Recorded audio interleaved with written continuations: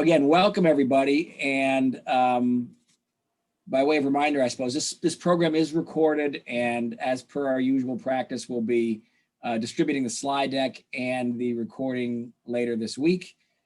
And one of the things we'll be touching on today, at least, is a topic about vaccination. It's hard not to talk about that if you're talking about employment law during the pandemic or the age of COVID. So as a reminder, for folks who might have missed our last roundtable 2 months ago at this point, that was all about vaccinations and all of those issues. And you know, most of that is still 100% valid. There's been a few wrinkles we'll talk about today, but by and large, that program is a real deep dive into vaccination. Whereas today we're going to talk on about a lot of different stuff to a much smaller extent.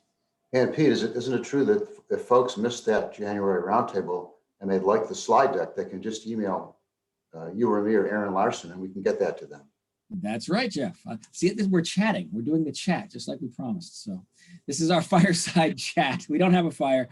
We do have a chat feature on this Zoom, obviously. So with all that, I guess we'll jump in. The idea of today's program was to sort of talk about, you know, two things really, right? Some of the stuff that Jeff and I have seen over the 26 years we've been working together, some themes that have developed, some things that have been around for a long time on the employment front, but which now are sort of taking on a fresh edge to them in the age of COVID, like wage and hour issues.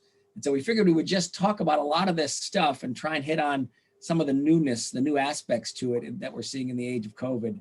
And so these are the topics we came up with. And we encourage folks to chat, to weigh in with their questions on the chat feature. We'll try to look at them in real time. One of the ways we tried to be able to get to people's questions was to solicit them beforehand. And thank you to everybody that did that. We've tried to weave your questions into the program to make sure we answered them. But everybody else should feel free to utilize the chat. We will try to read them on the fly. That's tough to do. And we've tried to build in some time at the end to deal with them, which is also sometimes tough to do when you got a full agenda, but that's the plan at least. And Pete, you know, I was looking at this list of topics that came in over the transom. Each of these topics has a COVID twist to it, each of them, right? It's just amazing. Yep, and most of them have been around a while. I mean, vaccine update is pretty new, but and diversity is relatively new, really the focus on diversity, but the NLRB stuff, the safety, the wage and hours, the retaliation, I mean, all that stuff we've been talking about for 26 years. So it's what's old is new again and all that. Hey, before we jump in though, there is a bit of an update. So maybe you can say you heard it here first. We're going to be getting out a client alert we expect later today on something brand new. I found out about it last Friday, so it's not much newer than that at least. But if you haven't heard about it yet, it sounds something like this. As part of the latest stimulus package, there's a feature in the law that's providing a COBRA subsidy. So for 6 months till end of September, I believe. But it's more complicated than just that. So because I think the expectation is that the employers will be paying for an employee's COBRA and will get reimbursed through a tax credit, just like employers currently are with the FFCRA. So a lot of details need to be fleshed out with that. And I know its effective date is April 1. But if it's as straightforward as I just summarized it, that's a big deal. And I know employers are going to have to get out a notice of these rights to employees, because it's not just looking forward, it's looking back. If somebody, you know, was separated and had a qualifying event for COBRA within the past year, they've still got some COBRA eligibility left. There's sort of this new window they can sign up for. So it's sort of got this retroactivity at piece to it too. So stay tuned for a client alert on that. And that's sort of hot off the press. I just wanted to make sure I mentioned that before we jumped in. All right, so this is our agenda of topics we're going to try and touch on. And given the time constraints, it's probably about 10 minutes on each topic. We'll try and stick to that so that we stay on track. But these are the things we'll try and cover today. And as we say, if you've got some burning question we're not covering, by all means raise it. We'll try to see if we can weave it in and answer it. So with that, Aaron, can you advance the next slide? All right, so let's jump in with wage and hour issues. Next slide, please. All right, this is all about remote work, right? There's a Forbes headline here, but a lot of people are saying this and we can all see it to be true ourselves. This is the legacy of the pandemic, right? The remote work. Even as we hopefully emerge from the pandemic, remote work isn't going away, it seems. And one thing I love about it is the commute is wonderful still, right? So the highways are not clogged up as I commute to work, but this is going to be a thing going forward, and maybe as well it should be, but it creates issues. And is it a good thing? Is it a bad thing? I mean, I think the convenience of it means it's going to stick around, and it's a cost savings for employers. So between that, we'll see it stick around. To me, it's kind of like fast food. We didn't always have fast food. People used to sit down for meals and cook fresh meals. And then when fast food came along, the convenience of it and the dollars and cents of it means it's sticking around, whether it's completely good for us or not. It ain't going away. And I think that's going to be remote work as well. There's a lot of good to it. There's probably not complete good to it, but it raises wage and hour issues, right? So to jump in, here's an interesting one that people are talking about recently. And I think we have a polling question to sort of get into it, right, Aaron?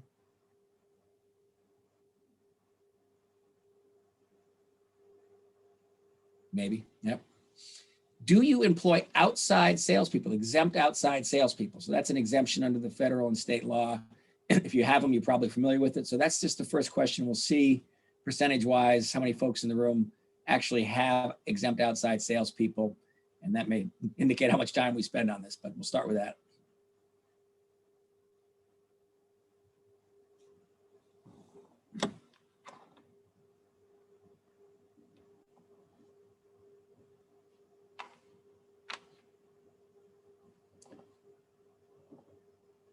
All right, so what is that, a fifth, 20% about? That's enough. And I guess that's not surprising. You really have to have a sales force probably to have outside salespeople. So what's the issue? We can go to the next slide, I guess, Aaron, as well. Here's where we just sort of identified some of the issues we wanted to touch on, but one of them is this outside sales exemption. So here's the issue. If everybody's working from home, if somebody's working out of their home office all of a sudden, where if that's a change for your outside exempt sales force, in theory, we have an issue because the law really hasn't caught up with this. If you looked up the outside sales exemption, in order to qualify to be exempt as an outside salesperson, your job has to be, your primary duty has to be sales. That kind of goes without saying, but it has to be outside. You can occasionally be in the office, but you've got to be out in the road. The vision of this, and remember the Fair Labor Standards Act goes back to the 30s. The vision of is somebody literally on the road, face-to-face interactions with customers. That's what the outside sales exemption is all about. So if it all turns into Zoom calls from your home, or even temporarily, the argument per the letter of the exemption is, well, this person's not outside at all, because the law has always said, look, outside sales doesn't mean if you're working from home. If you're working from home, that's effectively your employer's office. Yeah, you work from home, but now that becomes a substation of the employer. Made sense in the old pre-pandemic days. Yeah, you're not really outside if you're working from home. That's just working from home. Same thing as having a home base. Well, now if everybody's always working from home, at least temporarily, if everything is Zoom, if that personal contact is removed, it arguably threatens the outside sales exemption. People are talking about it now. I haven't seen cases on it, but boy, when you look at the letter of the law, it's a problem. And there's fallout from that too. Even if nobody's going to bring a wage and hour claim, remember that for folks who use non-compete agreements, Massachusetts law changed a few years ago, and you cannot enforce a non-compete agreement in Massachusetts, at least one that's entered into recently, I suppose, against a non-exempt employee. So wow, you think about that. Of course, our sales folks have non-competes. So those are the class of employees you often see non-competes with. If suddenly this becomes a way to get out of a non-compete too. Anyway, there's a lot going on there with outside sales all of a sudden. I see, Jeff, do you want to say something? Well, I looking at this wonderful picture, and I'm just going to ask this question, Pete. Is this woman actually working? So Aaron shows this slide. So that kind of goes to a different one of our topics, recording hours of work, maybe issues related to exempt and non-exempt status. This is stuff people have been struggling with for the past year. Hopefully have gotten some control over. How do you ensure productivity? When people are working from home, they're not always working. Maybe that's okay for an exempt employee, but what about a non-exempt employee? How do you track hours of work? You have an obligation to track hours of work. You've got to have a system in place that's reasonable diligence to track hours of work, says the DOL. And Jeff kind of raises the productivity issue too. Are we miffed if our employees aren't fully engaged all the time? What do we do about that? So this leads to one of the questions we got, I suppose, too. Somebody had asked, hey, what if we're switching status? maybe because of the remote change or during the remote change at least, what if we've got an exempt employee becoming non-exempt? Maybe we want to better track hours. Maybe we know the productivity of the role is changing such that we can't comfortably call the position exempt anymore. But we previously paid that person a salary and we paid them, let's say, semi-monthly in Massachusetts. Can we continue to just convert them to non-exempt? We're not worried about overtime. We'll just want to continue to pay the salary, continue to pay them semi-monthly. Once you talk about classification issues, even aside from the remote environment, you bump into little details like that. Converting somebody, you still have to, you got to follow the pay requirements of the state you're in. And in Massachusetts, to directly answer the question we got, people really don't want to pay non-exempt employees semi-monthly. If you weight it into the statute, it's very dense, and it says you can pay semi-monthly or even monthly at the employee's request for exempt employees.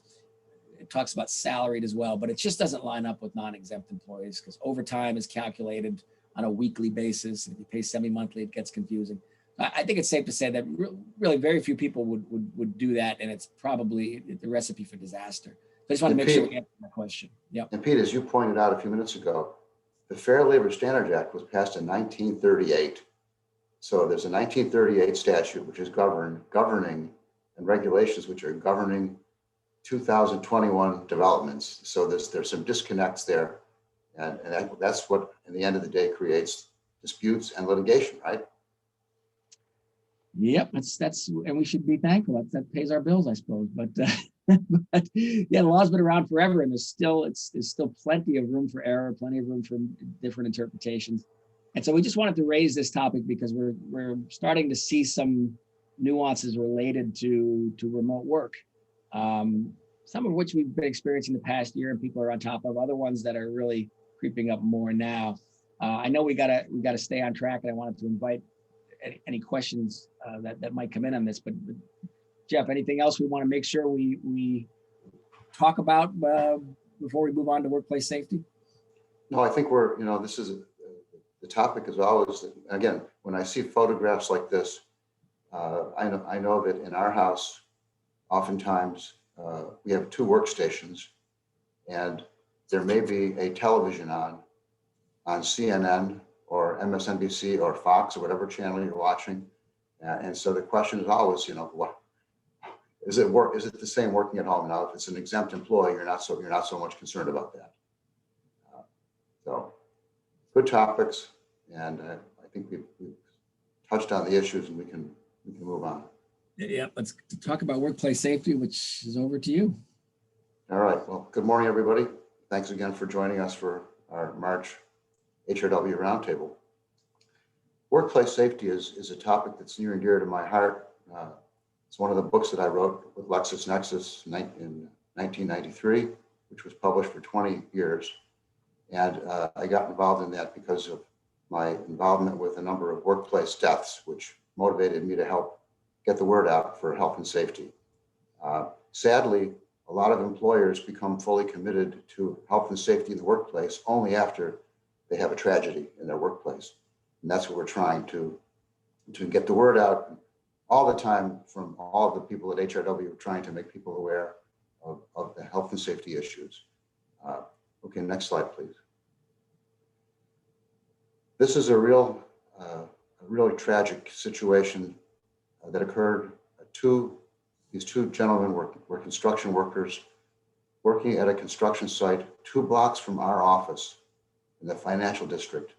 And on February 24th, a dump truck, they were sitting near a hole, a 20-foot deep hole, and a dump truck backed up, knocked them into the hole, and both of these young men passed away. A tragic double fatality, as I mentioned, 2 blocks from our office. Now, during pre-COVID, thousands and thousands of people a day would be walking up and down High Street, and they would never, I would venture a guess, they would never have thought that 2 people could be killed there in a workplace accident. And that this accident happened because nobody was serving as a spotter for the dump truck driver, waving that dump truck driver back. That's all it takes in transportation, is a person to be waving that driver back making sure that it's safe to back up. Okay, thank you, Mary. Go to the next slide. About a week later, on March 3rd, a parking ramp staircase in Cambridge collapsed while having work done in that area, and one worker was killed instantly. This happens to be the parking garage where my wife parks occasionally near her office in Cambridge. These three fatalities came in such close succession that they were all tragic, all reported by the news. In our practice, we actually had 4 death cases, and Pete and I have been involved with a number of them, and they're each tragic. And each of them, when you walk past a machine where the tragic incident occurred, you never have thought prior to the accident that someone could pass away there. Very sad. All right, let's go to the next slide. So the Occupational Safety and Health Act was passed in 1970. It's got broad coverage. Most US employers are covered. The regulations, as some of you may know, cover thousands of pages in the Code of Federal Regulations, or CFR as we call them, and they go down to the minutia. How tall should a step be? What kind of ladder you can use? Where do your fire extinguishers go? What temperature can it be in your workplace? These are very detailed regulations.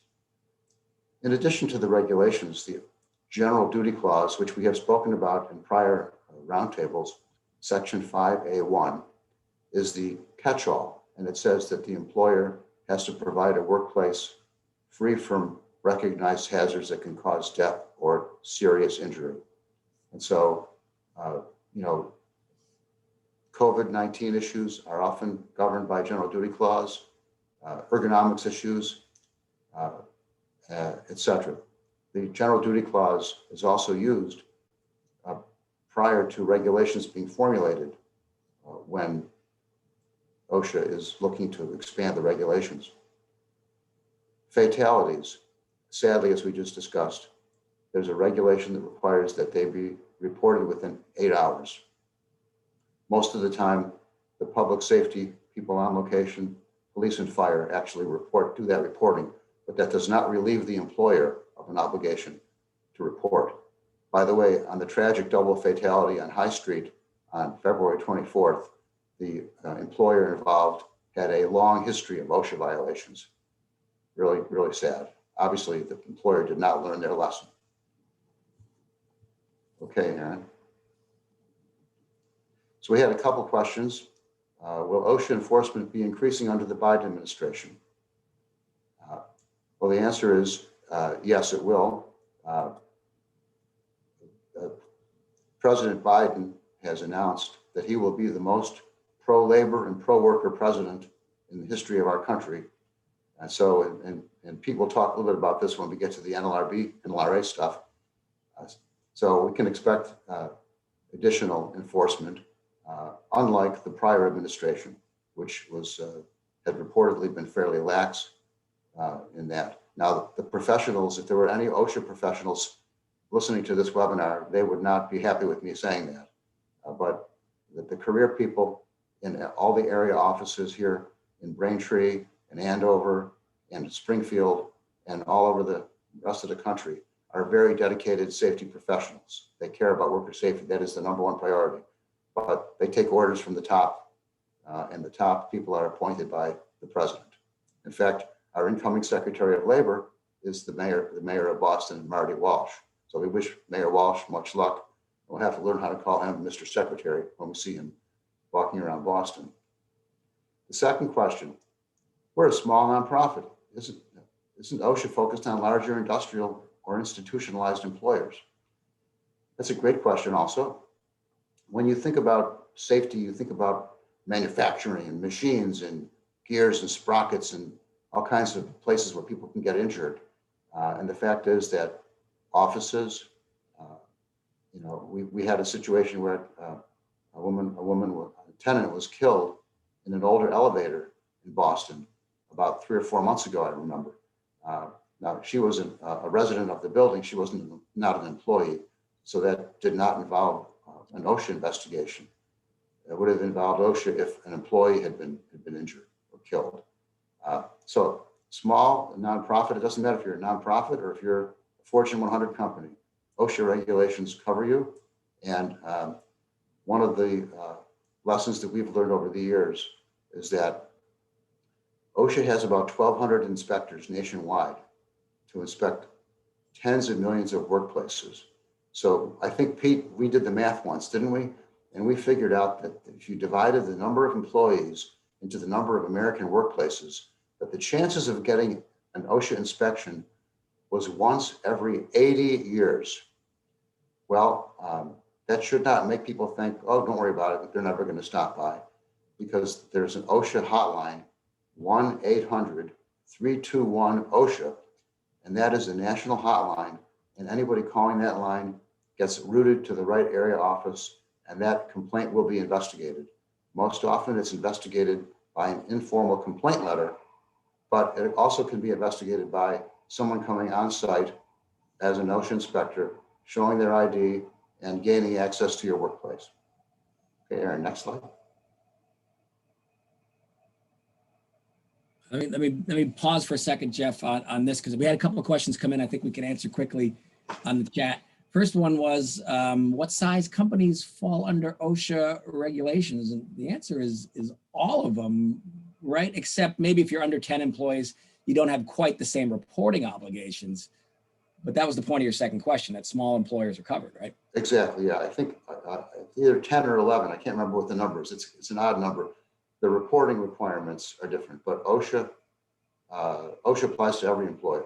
You don't need to have the record keeping requirements may only apply to employers with over either 10 or 11 employees. So most companies are covered.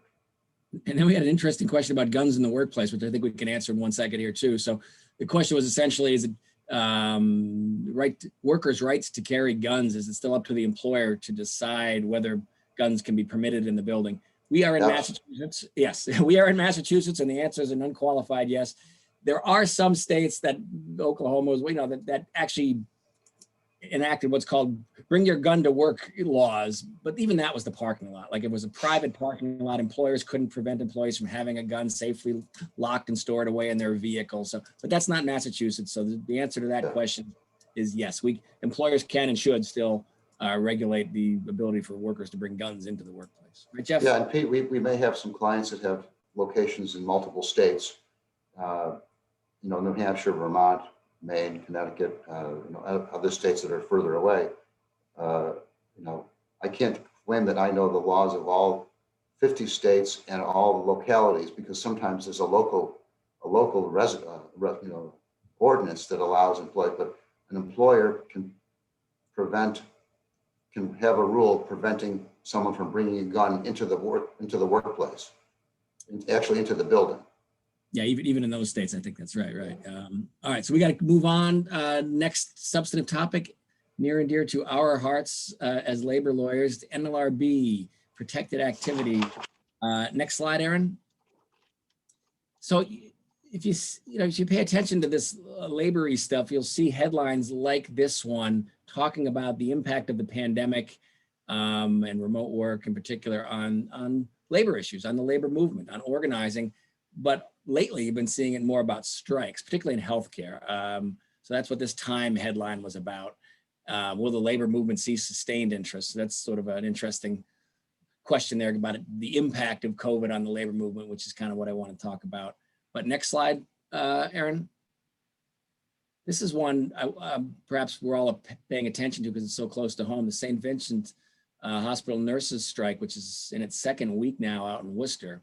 So that's an interesting one. I don't think that has anything to do with COVID per se. It's about staffing ratios, but even so, I wanted to throw a slide up there to at least highlight the timeliness of this issue of labor, keeping issues continuing to be relevant in the pandemic and maybe even a little bit on steroids.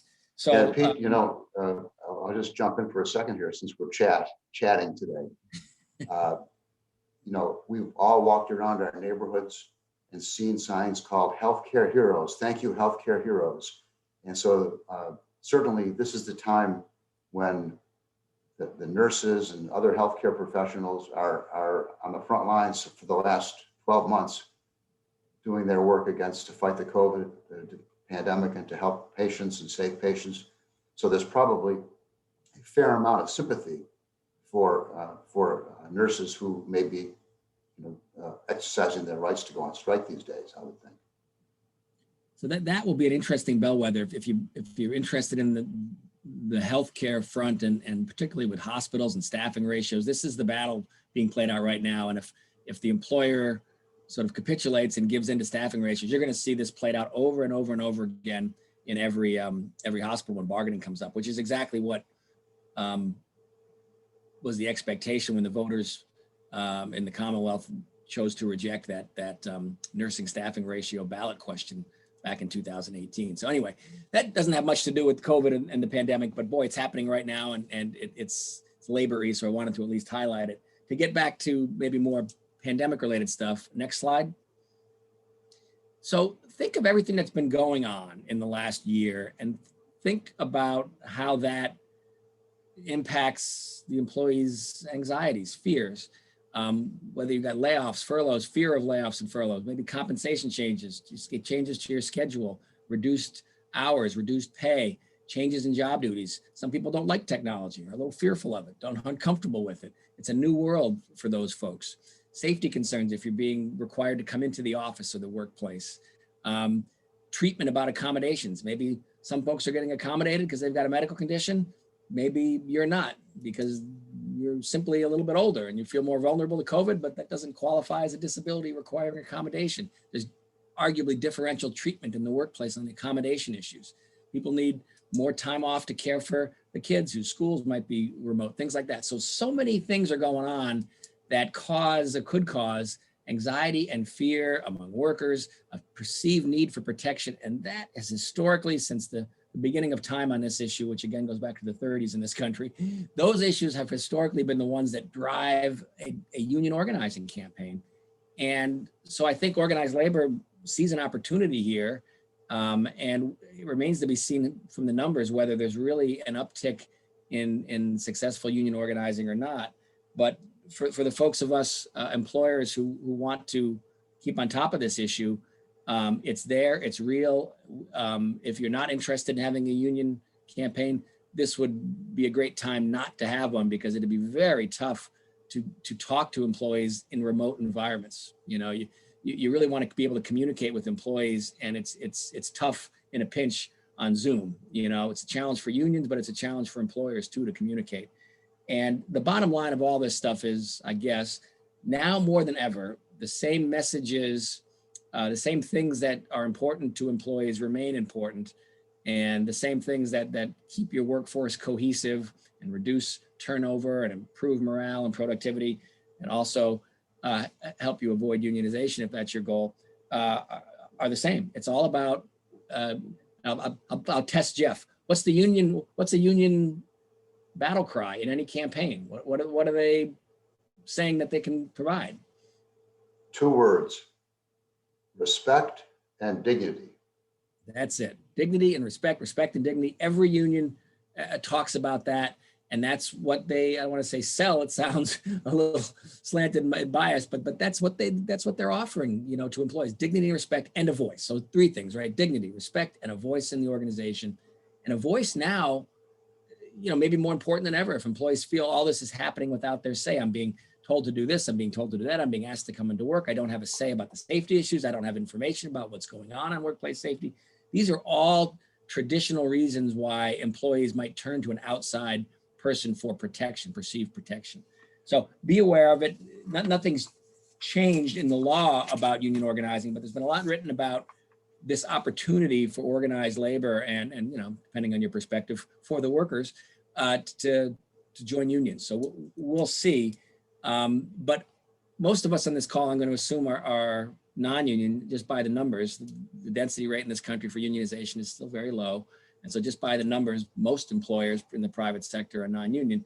But labor law still has relevance to them. So next slide. Yeah, Pete, Oh yeah, so Jeff, yeah, to I non-traditional. wanna- Go ahead. yeah, we wanted just to chat a little because you and I have been talking about this issue, but this is not necessarily pandemic related, but we have seen a jump in unions like the IBEW, which is the International Brotherhood of Electrical Workers, and the UAW, United Auto Workers. They are organizing in very, very progressive organizations. So for example, every state in the country has a state Republican Party and a state Democratic Party. And the IBEW has made efforts to organize the campaigns of the Democratic candidates, and also the state Democratic committees. So for example, Texas, Massachusetts, IBEW, that's these electrical workers unions, and they're organizing the Democratic Party. Now you may say, well, that's interesting because the Democratic Party has been aligned with organized labor for longer than I've been alive. And the answer is absolutely yes.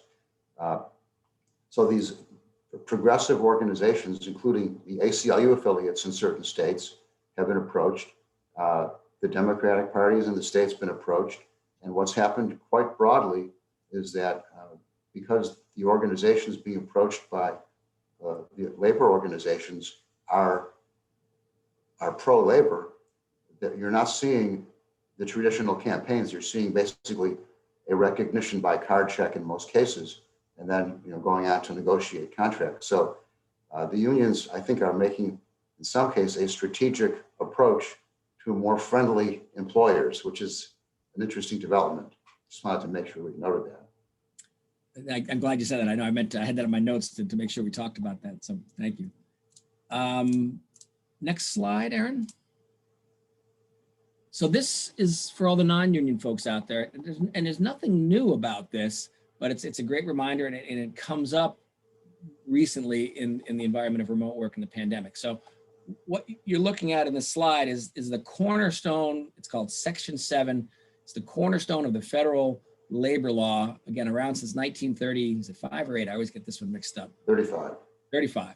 The Wagner Act. It's if you read it, it applies not just to unionized employers or even employees seeking unionization, but to collective concerted activity. So it says all employees have the right to self-organization, to form, join, or assist labor unions. Yep, that's one of the big things the law did, was ensure that people could form unions, bargain collectively. Yep, that was radical in 1935.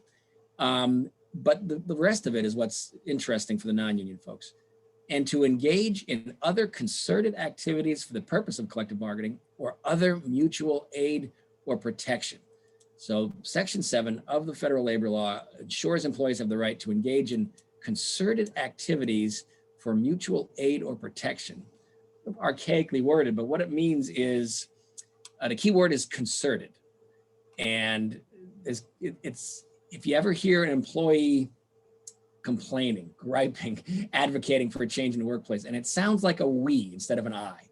If somebody's upset about their own personal work situation, that may be a personal gripe. That's not what protected concerted activity is all about. But if somebody says, we have concerns for safety, or I have concerns for safety, and all my Facebook friends are liking it, and they're all my coworkers, and it's got this sort of collective feel to it, where we think hazard pay shouldn't have been discontinued, the pandemic's not over, or whatever it is, if there's a we sort of associated with the ask, the messaging, the opposition, the protest, whatever it might be, that's probably protected concerted activity under federal labor law, as long as it concerns wages, hours, terms, and conditions of employment, which is pretty broad.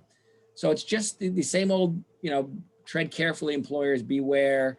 These issues are coming up a lot in this environment, particularly with social media. People are concerned about safety. People have strong views on whether it's safe to go back to work and whether they and their coworkers should be allowed to work from home, or to have an accommodation, or to have more time off, or to have more hazard pay, or whatever it might be. Just be aware. And it's very frustrating for some employers, because employers are doing their best, and you can't make everybody happy. And sometimes the work's just got to be done, and maybe somebody's ask is very unreasonable, and so it can be frustrating to employers who are really trying to do right by their employees and have most everybody rowing in the right direction, they feel, except a few. But just be aware that this notion of protected concerted activity is there. It's a little bit of a sleeper. Not everybody runs to the NLRB with their concerns, in part because the remedies there just aren't that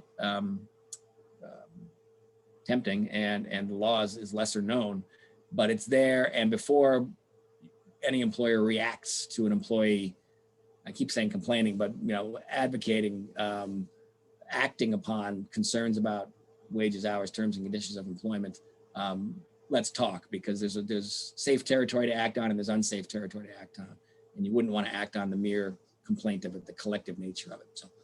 So that's a lot about a simple quote, but I wanted to make sure we talked about that, because that definitely is part of the pandemic remote work landscape.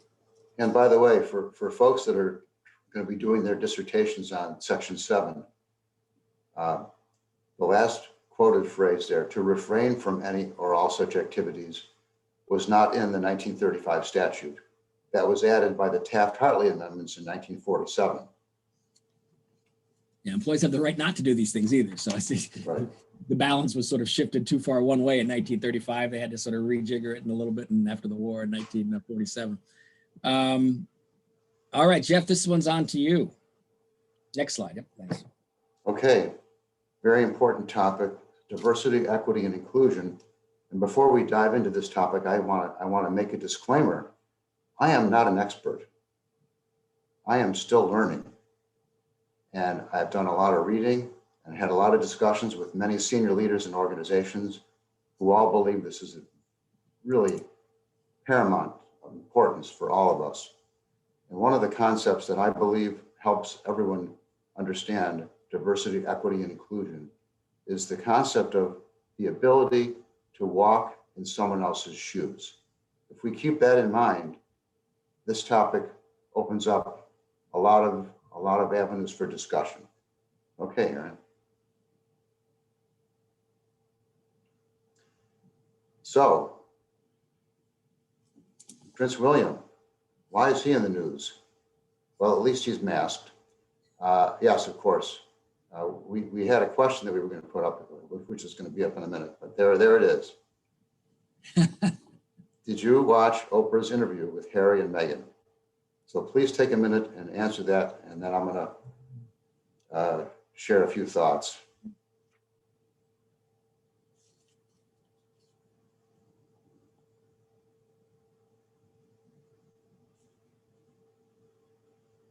This was aired on CBS, by the way, with Oprah Winfrey.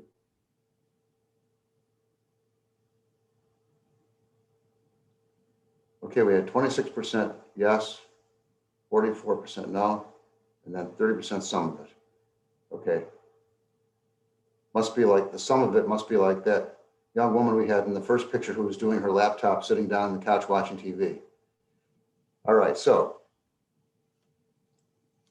this is the photograph of Prince William, and the interview that Harry and Meghan had with Oprah shows us that diversity, equity, and inclusion and issues of race are not just in the United States, they are international issues. These are all over the world, and they're incredibly important to understand and assess.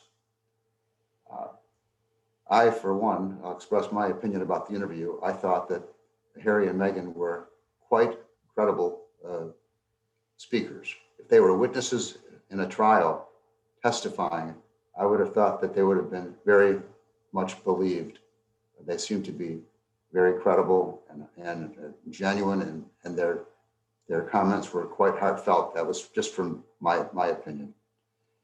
So over the last 12 months, by the way, we've had many senior leaders and organizations in all sectors of the economy make inquiries to us.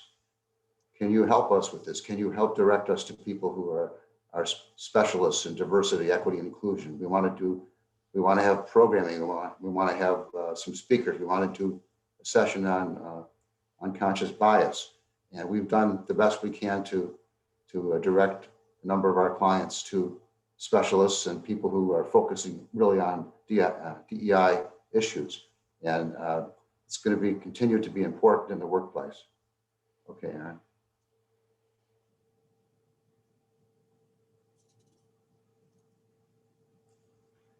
Next, there we go. So here's one question. How can an employer set and achieve its DEI goals while avoiding legal risk? Well, that is a good question. It's interesting because as we were preparing for today, I was thinking about the election and how in every election, the commentators on all the channels, whether you're watching CNN, MSNBC, ABC, CBS, whatever, they always talk about ethnic groups and the way they vote, right? They talk about getting the working class white vote. They talk about getting the African American vote. They talk about getting the Latinx vote. And so those are historically, we don't talk about that in the workplace. All these newscasters are preparing, they're doing the polls and they're looking to see which candidate's winning in which community. And then you contrast that to the workplace where we don't talk about all those issues because they can be very sensitive, explosive issues. And in the last 12 months, as I said, we've been asked to help our employers, senior leaders deal with the issues. So how can you set and achieve goals? There's no way to avoid risk completely, because I think once you start talking about issues, then there's always a chance that if someone is outspoken about certain issues, and that person down the road has a poor performance evaluation, that you never know, there could be some kind of an allegation that there was a connection between expressing a strong opinion about a particular issue and a poor evaluation. It's not a reason to stay on the sideline. DEI goals are important, and there can be, I think, Pete, didn't you see wasn't there an article you read about major national companies? Yeah, and we've had clients as well. So here's maybe the sort of the legal risk piece of the discussion. I think, Jeff, you're right. Employers, all employers these days, not just progressive forward-thinking employers, but everybody is so concerned, rightfully so, about improving their diversity and struggling to find ways to do it. And we learn a lot from our clients who are really on the cutting edge of some of this stuff, and they're being creative. I think some of these things have yet to play out in sort of the courts if challenged, because some of them, as well-meaning as some of these plans are, and as widespread as they're becoming, not everybody's happy with them, and they can be controversial. For example, one of the things we've seen is referral bonuses. Is this a good idea, bad idea, effective, not? To try to improve an organizational diversity by rewarding financially, a couple $1,000 if you refer us a minority candidate who's successfully hired and remains with us, say, for 90 days or whatever it might be. So that's interesting. And the idea is that, look, if we usually hire by word of mouth and by friends, your friends and your word of mouth tends to really keep reflecting and enshrining the demographics we currently have, which may be a preponderance of Caucasian or white. So if we broaden this, if we make people think and we monetize it and say, look, find us great candidates, you find us great candidates that will improve our diversity, and we'll reward that with thousands of dollars. Wow, it sounds good on the one hand. It raises a real interesting dilemma on the other. We had a client, this is a popular thing to be doing in sort of tech companies, and they have problems with gender diversity as well. But one particular client I'm thinking of said, basically, we're trying to improve our diversity in this way, but we have a preponderance of Asian employees already. We don't want to reward monetarily somebody who refers an Asian employee, just other, minority buckets. And you go, wow, now it's getting interesting, because somebody is going to be appointed in that company to be the arbiter of who's a minority, who's not, who's, we have mixed race, individuals. If there's money attached to it, is there going to be a dispute over whether somebody qualifies or isn't? So some of these very well-intentioned ideas get really interesting when you get into the details of it, just administratively and legally. The challenge, some could argue that that's reverse discrimination. And when you look at the court cases on this, it's an unknown of how that would fare if challenged. Back in the old days, sort of the 70s, when affirmative action was really becoming a thing, and it really didn't even exist, the phrase, until 1963, when Kennedy sort of first enshrined it in an executive order. But the population and the courts, the Supreme Court, was in favor of it. And that's been chipped away at, starting with the Reagan administration and a new Supreme Court decision. So long and the short of it is, it's not clear how some of these clearly race-conscious policies would fare if challenged, particularly with some of the new Supreme Court appointees, but companies are doing it. Adidas came out last year and said, we are going to hire 30% minority applicants in 2020. They just came right out and said they're going to do it. We know many companies, and we saw a stat the other day, Jeff, that the S&P 500, 15 to 20% of the S&P 500 companies are rewarding their executives, senior executives, for success on improving diversity metrics, which again sounds great in the abstract. It gets interesting in practice. Yeah, what are the metrics? How are they measuring? Recruiting, right. retention, promotion. There's all kinds of different questions about that. And I think that it would be safe to say that our office would never recommend an exclusion, like you said before, excluding a particular group from referral bonuses. That would be very high, very, whether the Supreme Court is conservative or not. I think we would be very careful. We'd be very, cautious about advising on excluding a particular ethnic group from a referral bonus. Right? Yeah, I'm trying to read some of the chats while we're going on here. So, to finish where we started, I guess, I'm not sure that we have answers to this stuff. It's just sort of an observation, and you can spot some of the red flags and seeing some of the best practices and maybe not so best practices from our clients has been informative in recent months and years. Yeah, there are other places where these issues should be discussed, in my opinion, too, and that is around the kitchen table. I'm sure there are many clergy in different denominations of religious groups around the country where they have topics that they talk about with their congregants. This should not be a conversation that only takes place in the workplace, because it's a national issue. And in fact, you see that the Boston Globe has a number of symposia going on. One of them is going to be hosted by Dan Lothian, who used to be on Channel 7. He's with GBH now. That's on March 23rd. Giving him a plug because I saw that in the Globe yesterday. Okay, next slide, please. Yeah.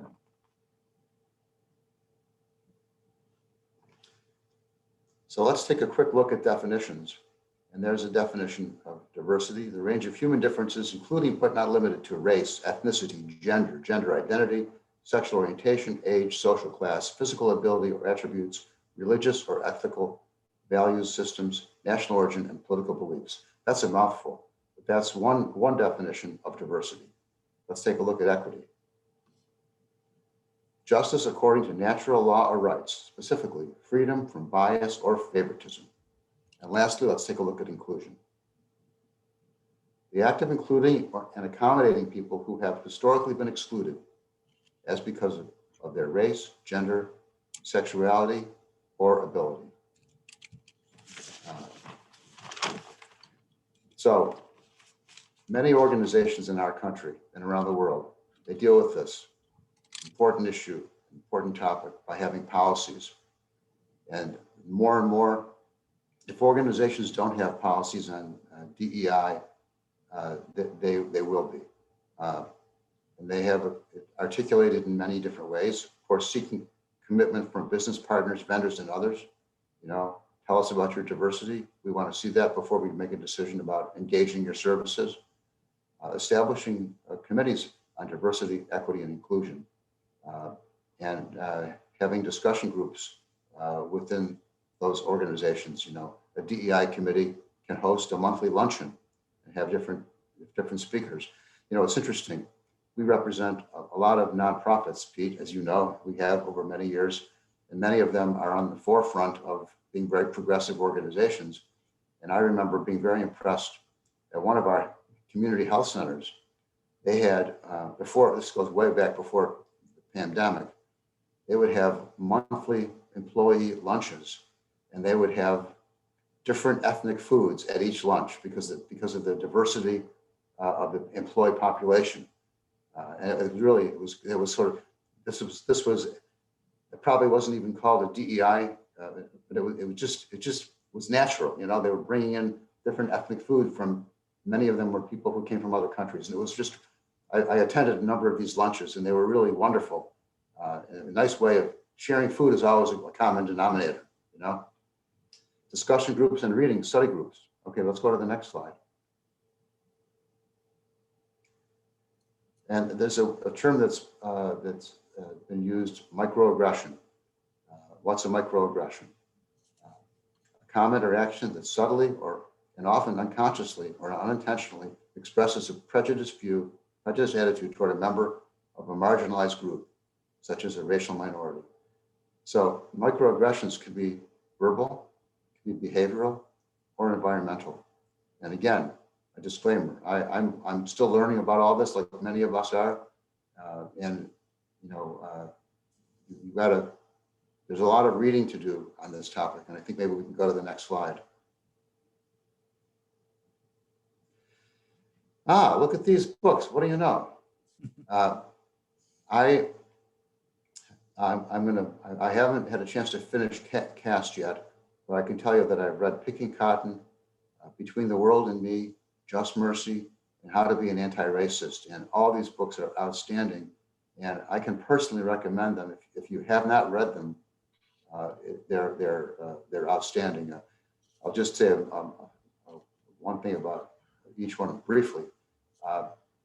Dr. Ibram Kendi has been recruited to Boston University to be the head of an institute to study anti-racism institute.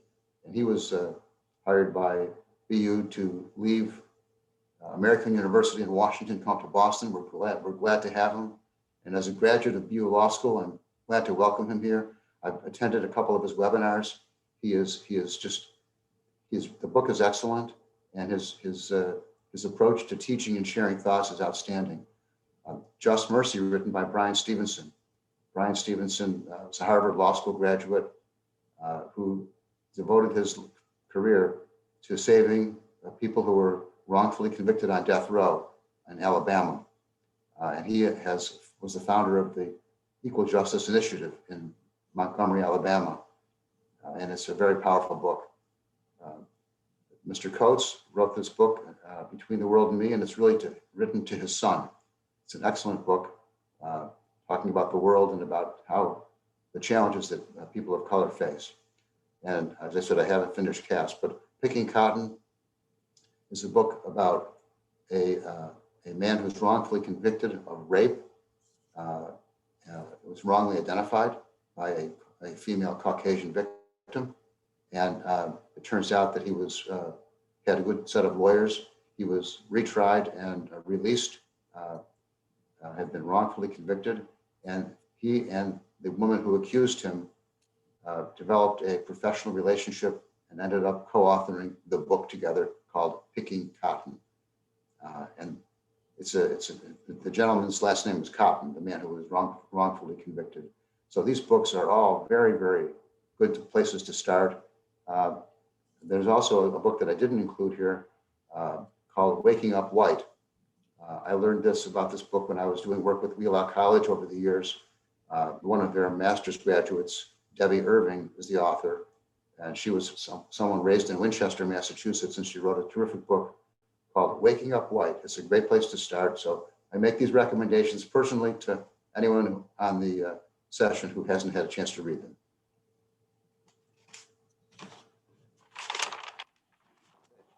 Throwing it back to you for vaccine.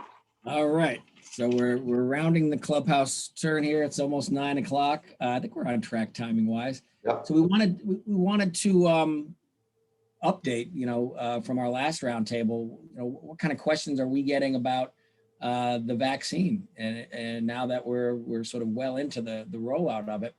Next slide. Rollout such as it is, there's been obviously in Massachusetts a lot of complaints about how the process has been going, availability, and it's we see it play out in the news daily. But as I say, rollout bumps notwithstanding, the questions are coming. It is becoming more available. Certain employers, it's available to everybody if you're in the healthcare human services field, for example. And so these questions are coming up. Next slide. So here's one. Can I require employees to tell me if they've gotten or plan to get the COVID vaccine? And if they say no, can I ask them why not? I love this question or these questions because there's actually an answer to these questions. A lot of questions, it's, well, maybe this, maybe that, you got to consider 10 things. But this one at least was addressed directly by the EEOC. So again, the question is, can I require employees just to tell me if they've gotten it or not? I'm not telling them they have to do it, but I want to know if they did, if they got the vaccine. And if they say no, can I say, well, why not? Here, let me help you get it. Tell me more. I think you should get it. Next slide. So the EEOC, which oversees and enforces a lot of federal anti-discrimination laws, including ones pertaining to religious discrimination, disability discrimination, the ADA, and the Genetic Information Non-Discrimination Act, GINA. That's all under the bailiwick of the EEOC. So they've got something to say about that question as it pertains to those laws. And so they've been constantly updating this publication of theirs, what you should know about COVID and the ADA and the Rehabilitation Act and other EEO laws. And they added fairly recently, probably in December, you can see the timestamp on this, stuff about the vaccine. So next slide. And this is what they had to say about those two questions. So short answer is, the first question is, can I require employees to tell me if they've gotten the vaccine? Answer is yes, in sort of an EEOC wonky way, because the EEOC says, well, we can't say that merely asking employees if they've gotten the vaccine violates any of our laws. It's not discrimination. It's not a sort of restricted medical exam or a question that's likely to get into the existence or nature of a disability or reveal genetic information. So sure, says the EEOC, simply asking someone if they've been vaccinated is not in itself unlawful. And so I think a lot of employers in certain industries are doing at least that. We see a question coming from the audience. What if, can an employee refuse to answer that question? Well, that's interesting. I suppose from the EEOC's perspective, if the question itself is not unlawful, I don't know that the opposition to it would be unlawful, but I would not want my clients to get into that, paint themselves into that corner. I mean, that's a problem. There may be a basis for that objection that really could be protected, probably religious, potentially ADA, could be pregnancy. Those would be protected bases to request an accommodation. So what's coming across as a refusal to answer that question may really be more of an invitation to an accommodation dialogue. So I'd be careful on that one. But as far as the question on its face goes, is technically no, nothing illegal from the EEOC's perspective about asking the question, but they are quick, the EEOC that is, to point out that the follow-up question is problematic. Hey, why didn't you get the vaccination? They say that's likely to say, to lead into an answer that gets into the nature, existence, or extent of a disability. That's a prohibited medical question unless there's business necessity and it's consistent, and then it goes down a little bit of a different path. So that's that question, which is kind of a get your feet wet question. And like I said, at least there's an answer to that, and folks can turn to that EEOC publication I referenced for some information about that one. Next slide. How about this one? This gets into incentives. Can I hold a raffle with a $500 prize, limiting eligibility to those who've been vaccinated? So what about that one? This is on the incentive front. Hey, can I do a good thing here? Give $500 to the winner, and everybody who's been vaccinated can participate. I'm not saying you have to be vaccinated, just trying to acknowledge the folks that have. If we had a wide open audience, I'd ask for a show of hands. Anybody see a problem with that? So is there a problem with that? Well, I think some people are getting creative and are maybe proceeding, notwithstanding problems sometimes, but full disclosure, is there a problem here? Yeah, probably, as far as the EEOC would be concerned. Here's what they have to say and what you want to think about when you get to incentivizing vaccination, which I think most employers, at least up to now, have really thought was the way to go, by the way, not coming down with the hammer. having mandatory vaccination policies, but rather trying to incentivize the behavior you want. But there's an issue embedded in this that's a little bit of a sleeper. And the EEOC was all set to roll out these new rules on this, which go back to 2018. Long before the pandemic, there was this debate about wellness programs.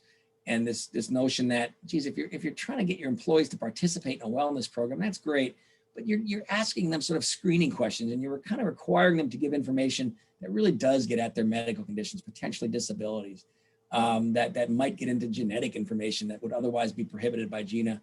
So we, says the government, are not comfortable with you. People can waive that, can voluntarily give that information if they want, but we're not so comfortable with you really incentivizing that with big money amounts that sort of really overly coerce people to give up their rights in these areas and to allow you to do something that would otherwise be prohibited. So boom, there was legal challenges to the wellness program stuff, and now it kind of played out with vaccination. So the EEOC is kind of saying, well, vaccination program, could kind of be like a wellness program, and screening questions for the vaccine could get into disability issues and sort of the same thing as a wellness program.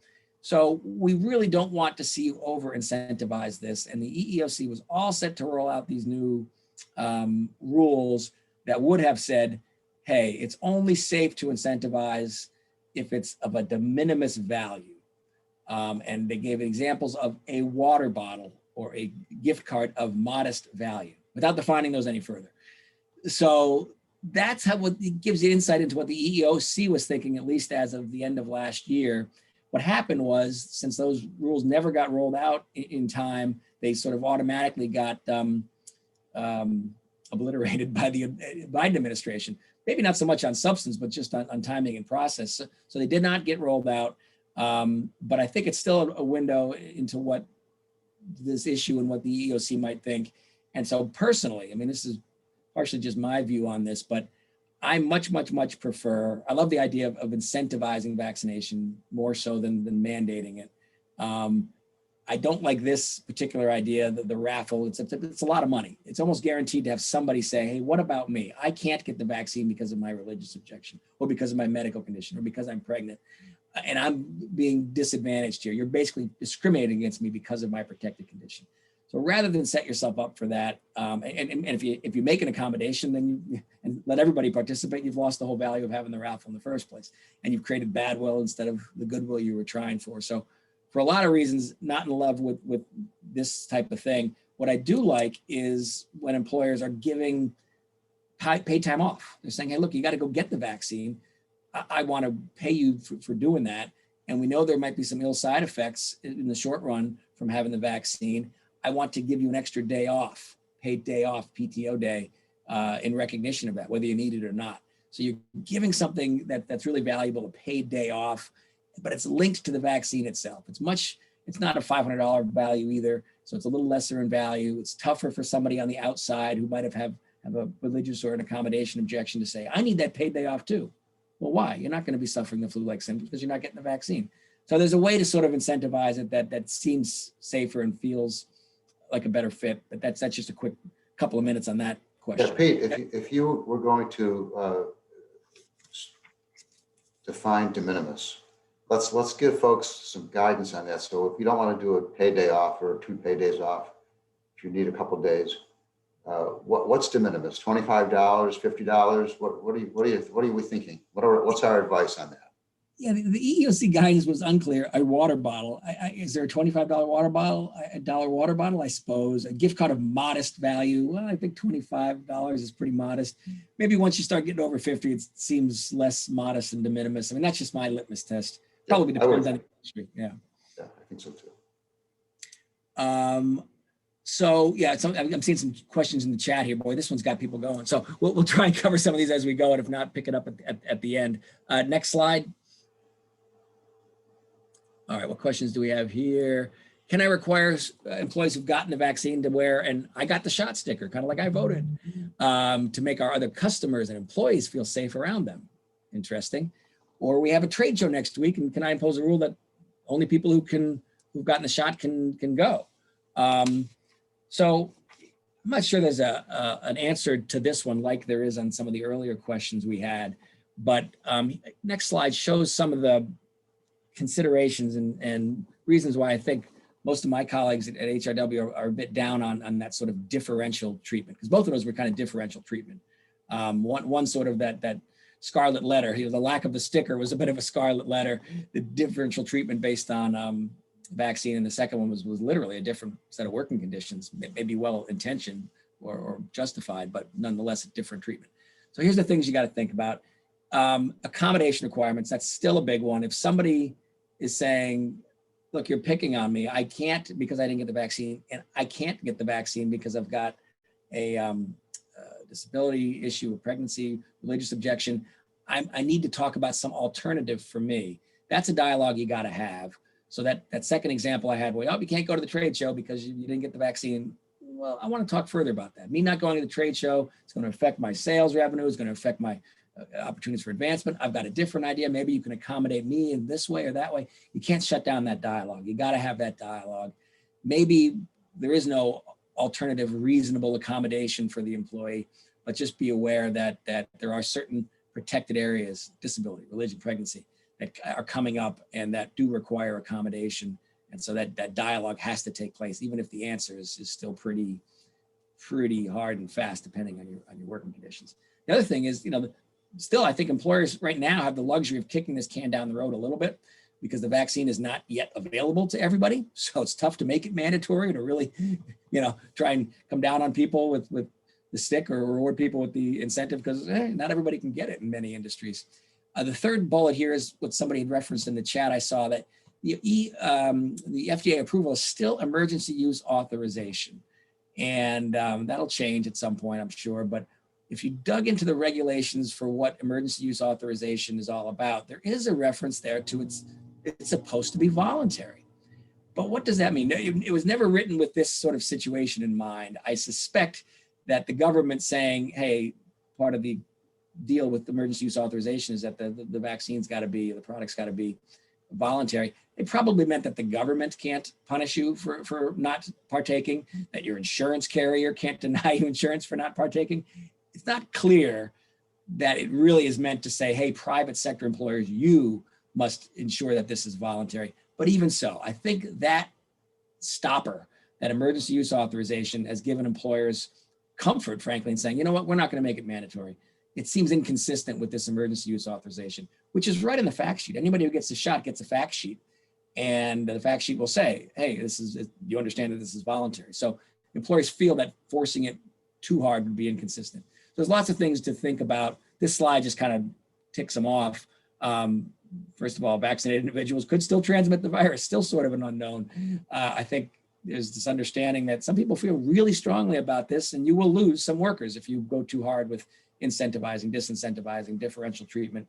And why not wait, the last bullet, a little longer, because all these organizations, agencies, the CDC, EEOC, state, OSHA, are going to be continuing to come out with guidance. We're still in the middle of this vaccination process. So a lot of employers are saying, I'm content to sit and wait this out a little bit. And I think maybe as the conservative lawyer, I think Jeff and I are most comfortable with that. Whoa, let's take it easy if you can afford to do so approach to the vaccination. Yeah, and Pete, I think the conversations we've had with many, almost virtually all of our clients in almost every industry, and a number of our very well respected, trade groups in health and human services and special education, we're all very reluctant to mandate. I mean, I was on a task force with one of our associations, and unanimously, people on the committee were not in favor of mandating. And frankly, as you touched on, it's not good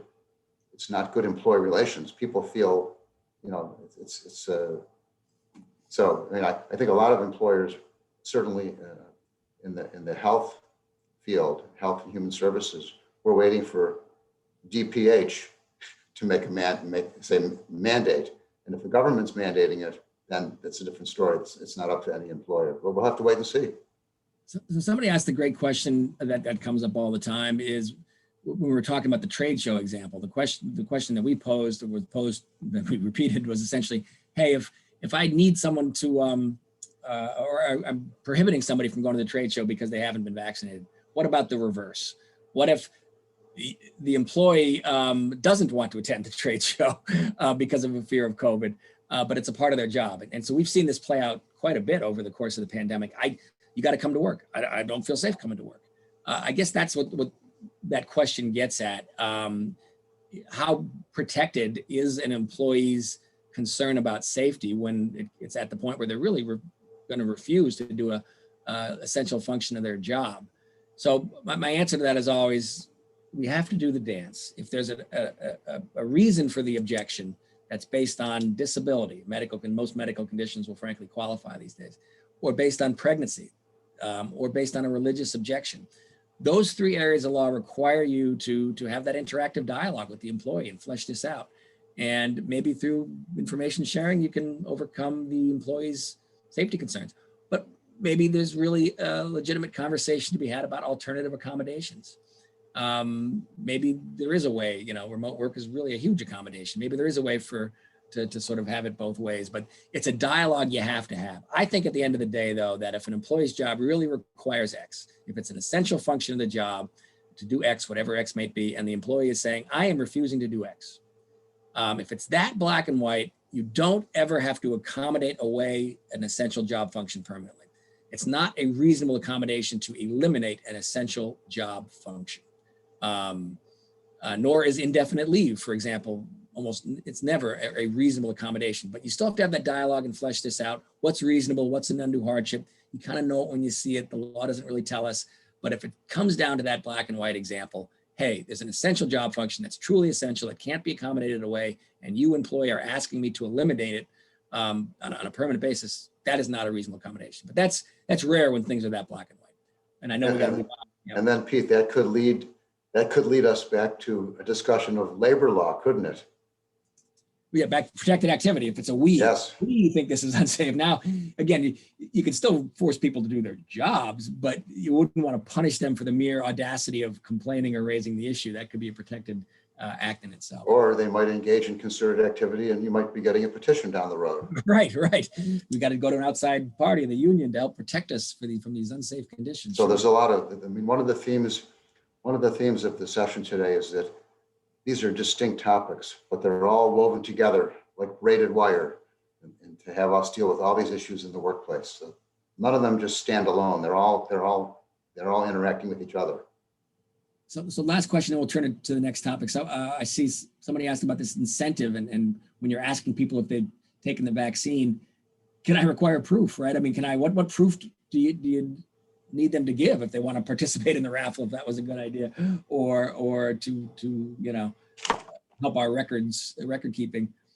I don't think that's an issue. I think there is proof of vaccination, and that doesn't reveal confidential medical information, and that's fine to request as verification rather than simply taking people's words for it. And I think employers are doing that. That's my understanding.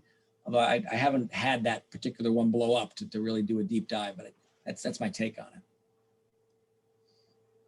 All right, so with that, we'll move on to another topic. All right, thanks, Pete. Great job. Retaliation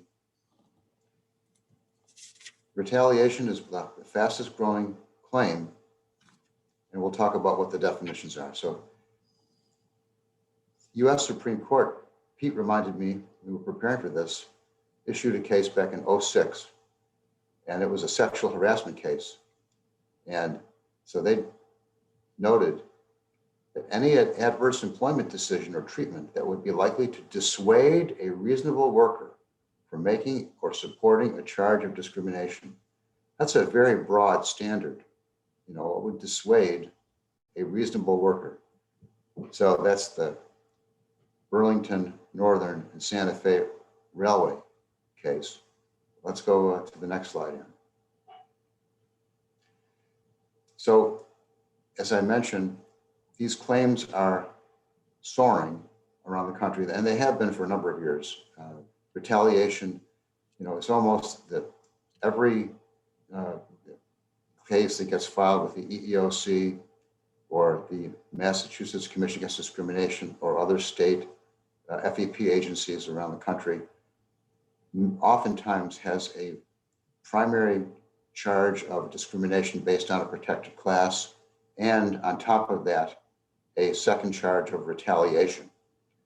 Now, Retaliation has been in the statutes, anti-retaliation provisions have been in statutes for many years. The National Labor Relations Act that Pete talked about, 1935, that has an anti-retaliation provision, Section 8A3.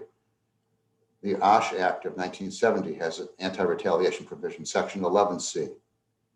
Title VII, 1964, has an anti-retaliation. The Family Medical Leave Act, same thing. Massachusetts law, both our MCAD statute and the workers' compensation statute.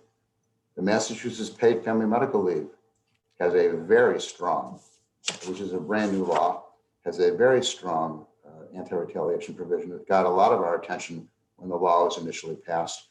And that actually has a presumption that if there's adverse action that happens to an employee upon return from a leave, then for 6 months, within 6 months of returning from that leave, there's a presumption that that was caused by retaliation. So that can be rebutted by objective evidence, but I don't remember any statute, Pete, that had any language that's stronger than that. That's the toughest, most stringent standard, and I think that it can be rebutted by what's the standard? Clear and convincing evidence. So if you're going to rebut that under the PFML law, there's an allegation of retaliation. The employer has to come forth with evidence that's, quote, clear and convincing. So that's a burden. Yeah, so that still irks me and many members of the employer community. That's just a mistake. It's a misguided sort of lack of understanding of how the real world works, in my view, having talked to employers for 25 years, to create a presumption that anything bad that happens to you within 6 months of exercising your right, requesting leave, it's potentially a problem, and it's going to result in all sorts of claims and protective moves being made by employees who see the writing on the wall and therefore try and sort of beat the clock by creating that presumption. All we have to work with, though, in terms of creating safe space for an adverse employment action when one is required, is the department's statement. And this gave a little bit of comfort, but within, again, the framework that this presumptive retaliatory rule itself is not good. But I think the department said that if you take an action under a pre-existing rule or policy, so if you fire, discipline, whatever the negative action may be, if that's being done under a pre-existing employment rule or policy, that will be the type of clear and convincing evidence of non-retaliation that we're talking about. So what's the teaching point there? Well, we'd better have our rules and policies to sort of be as comprehensive as they can be, because we'd want to be able to point to a pre-existing rule or policy, ideally, to justify whatever action we're taking. So I know we're coming down to the 10-minute mark, so I know we'll keep moving, but I just wanted to highlight that. Pete, by pre-existing, I presume that means pre-existing the effective date of the statute. Yeah, good question. I'm not so sure, right? I'm not. That's a great question. Maybe before the pre-existing what? It has to be probably before the protected activity, I would say, for sure, right? I mean, you've got to pre-exist the employee's practice that creates the presumption. But it's not the pre-existing is not a defined term in the statute or regulations. Okay, next slide. So the EEOC reported that 55.8% of all the charges filed in FY 2020 retaliation. Now, keep in mind, as I mentioned before, oftentimes you get a charge of discrimination based on disability, race, sex, religion, and then you get a retaliation charge filed. So the retaliation statistically is the largest percentage of charges filed. Now, in some cases, we've had cases over the years where there's a claim filed, let's say it's a claim based upon gender or race, and then a retaliation. And the primary claim is dismissed, but the retaliation claim, they find probable cause for. So that's a possibility. We also wanted to make folks aware that, we've got to be sensitive about the behaviors because there are certain situations that we've been involved with. In fact, most of the time, when we get discrimination cases, we defend them as we represent, as you know, only employers. And the majority of those cases get dismissed, lack of probable cause or no cause at the EEOC and the MCAD. But that doesn't mean that the person who filed the charge did it, with malice. People often feel slighted, and they feel that the perception is of retaliation. And so it's important, again, this gets back to the walking a mile in someone else's shoes when you're making decisions or making statements or including people, certain things, or excluding people. If someone doesn't get invited to go to a conference or a trade show or a seminar and other people do, that could feel like someone's being marginalized and perhaps retaliated against if there was something that person did, prior to that event occurring. So it's the perception oftentimes of retaliation. So we got to just be careful. I think we can prevent a number of these cases from being filed if we think carefully about our actions and our words. The next slide, please. Okay, so we had to carve out a space for this, at least. This seems to be the frequent flyer question in times of pandemic and remote work and safety concerns. How do you deal with employees' requests for leave of absence or accommodation, particularly when, next slide, there are so many laws, and this is just not even comprehensive, that are providing new rights, new obligations on a regular basis. I mean, this is a partial list, right? We have the FMLA, which has been around since 1993. We know that law pretty well. It provides 12 weeks of unpaid leave for a number of reasons, including one's own serious health condition. We have the brand new PFML, which largely mirrors it, but is broader in a lot of ways. And of course, it's paid and has its own state mechanism. And the PFML and the FML, as we know from discussions in the past year, don't necessarily line up unless you line up your own timing mechanisms on the 12-month look back. So it's almost like whenever you get an employee request for accommodation or leave, you almost need this checklist, which is literally what Jeff and I and other counselors in our office do. It's like, okay, let me go down this list and to make sure that we're taking stock of everything, because you got to give the employee the greatest rights. You got to follow the most restrictive obligations, depending on whichever one of these might apply. So this is all by way of saying this is not necessarily a comprehensive list. I think I didn't even mention the FFCRA, which is still hanging on with the new stimulus. But boy, it's a lot of the big ones here, right? FMLA, PFML, ADA accommodation, that's a big one. And reasonable accommodation, not undue hardship. What if it's a direct threat to safety? All those concepts we've talked about before, boom, come into the discussion, whether it's leave or accommodation. Pregnant Workers Fairness Act, that's a Massachusetts statute, but that requires accommodation for pregnant employees. The federal law really doesn't require accommodation merely for being pregnant, kind of requires equal treatment, the Discrimination Act, but the state law expressly requires accommodation. And one of the interesting things about the Pregnant Workers Fairness Act, which has come up, is this interesting aspect of the law, which says, look, you can't force somebody to go on leave if there's another reasonable accommodation available. So in the old days, pre this law, I don't know, 2018, 2016, I forget what vintage it really is, a couple of years ago, it used to be that if there was a pregnant worker who said, look, I can't lift anymore, I can't do these lifts in this nursing home, or I can't do restraints in this human services environment where I'm dealing with disabled kids or something because it's too physical. An employer might say, well, look, we're a nonprofit. We can't turn a one-person job into a two-person job. We can't accommodate you by always having somebody shadow you and to be ready to do your lifting. What we can do, though, is put you on a leave of absence until you're ready to come back and do your job. And that kind of happened a lot.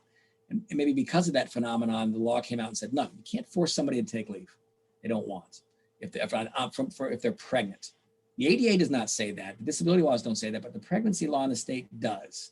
So that comes into play in a COVID environment where somebody's saying, I don't feel safe in the workplace and it's because of my pregnancy. Okay, that kind of triggers a little bit of a different law there where leaves of absence, are they on the table? Are they off the table?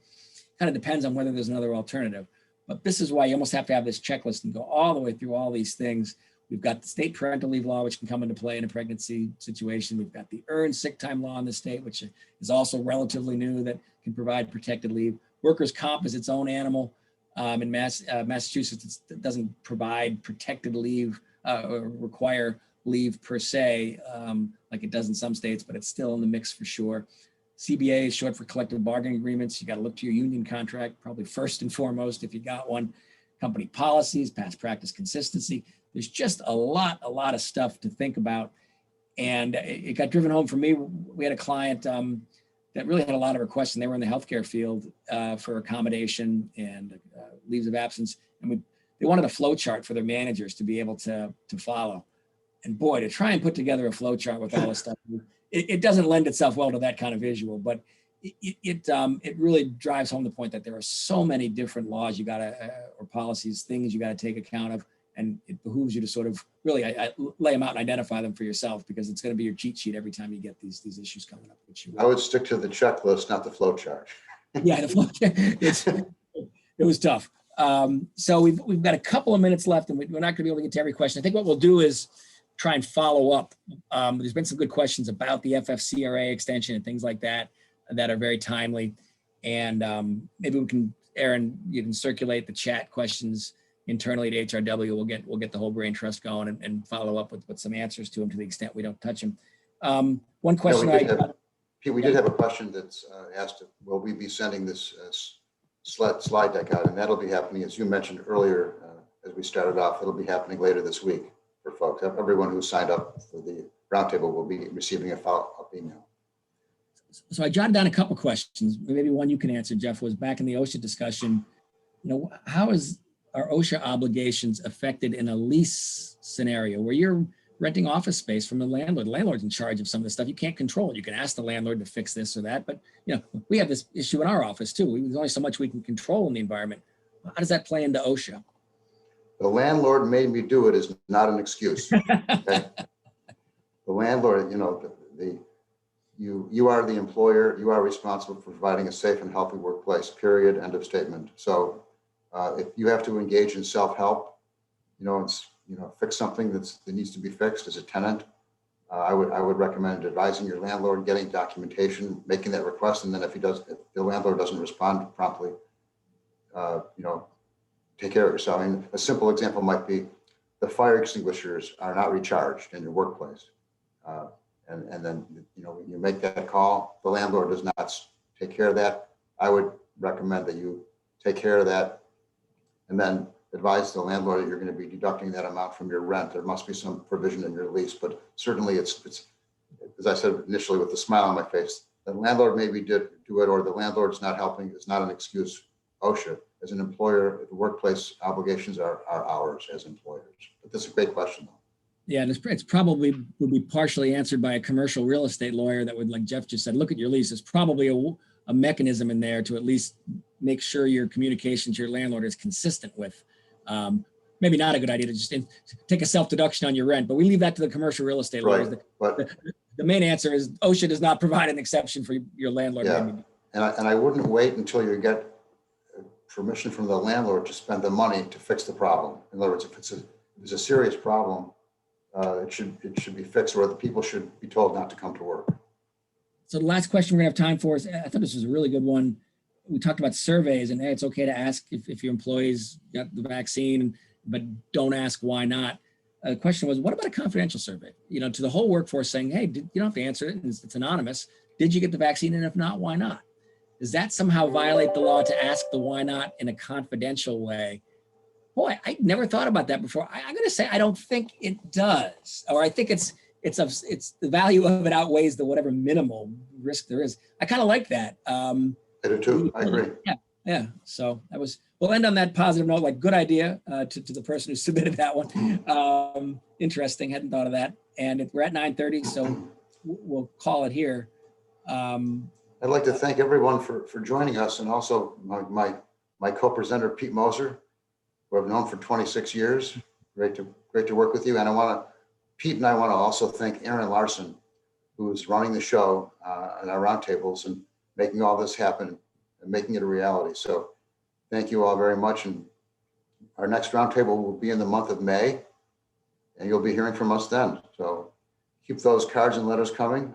And any closing comments, Pete? No, we'll try and get to some of these chat answers we didn't get to. We'll circulate answers as best we can and afterwards. So thank you, everybody. All right. Be well and be safe and take care. Thank you.